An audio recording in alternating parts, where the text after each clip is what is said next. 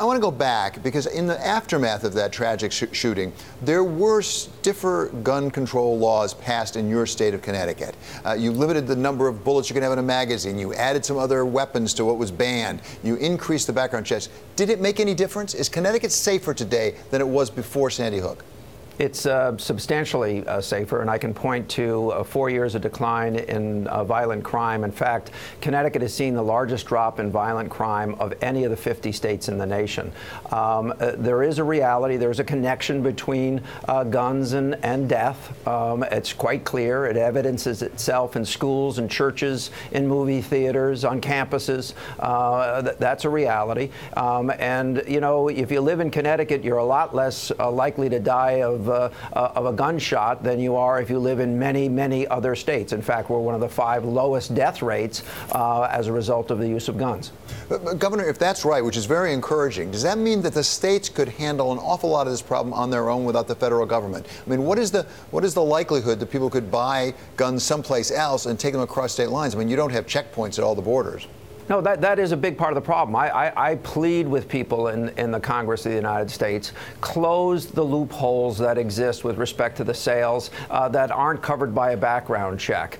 Properly fund the system for background checks. Stop cutting the fund for background checks and then giving guns to people if you can't process their requested purchase in 3 days. There's lots of things that we could do on a national basis. Yes, states can make themselves somewhat safer, but the reality is that we still see this in Connecticut. When we recover a gun from a street crime, it's more likely the last place we can trace it to is a state that had a loophole that applied, not in Connecticut, not in our neighboring states, but down in Virginia or South Carolina, North Carolina, Florida, that sort of thing. Yeah, we should collectively try to change our culture to one that puts more precedent on keeping children safe than having school buildings used on the weekend to sell guns.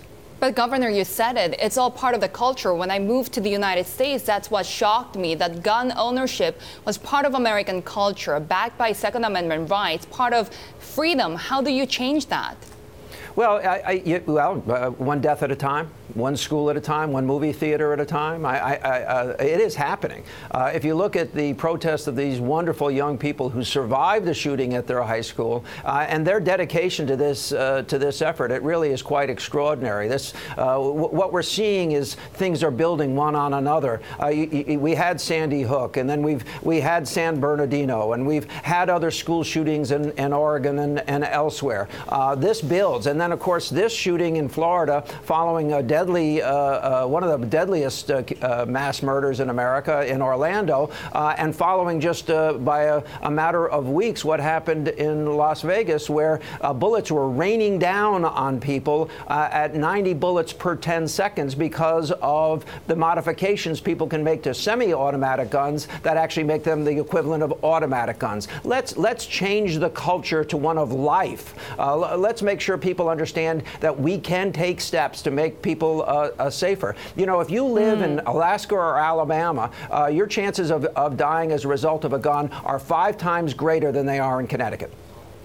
And Governor, let me just move on from guns and just talk a little bit about Connecticut itself, because we have you there. You've been heading the state for years now. And what we continue to see in the business environment is that many more corporations are moving away from Connecticut. Mass Mutual, the latest earlier this month, saying that they will move their headquarters to Massachusetts, calling it the best place for us to grow. Why do these businesses not get that sense from Connecticut? Well, their headquarters was in Massachusetts, and what they're doing is moving an operation that they purchased from the Hartford insurance company years ago. They're moving that to Massachusetts.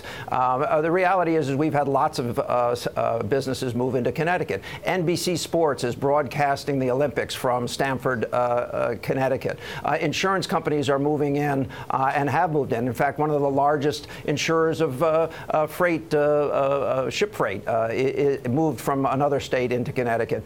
We're growing jobs. I've been governor. We've seen the creation of about 75, 80,000 jobs in that period of time that I've been governor. But having said that, we had to change our behaviors. We live in a different world. It's a more competitive world. It's one of the reasons, for instance, that we enlarged the University of Connecticut engineering program by 70% to make sure that those great jet engines that are made by companies in our state continue to be made. We're the third most concentrated state in aerospace of all 50 states.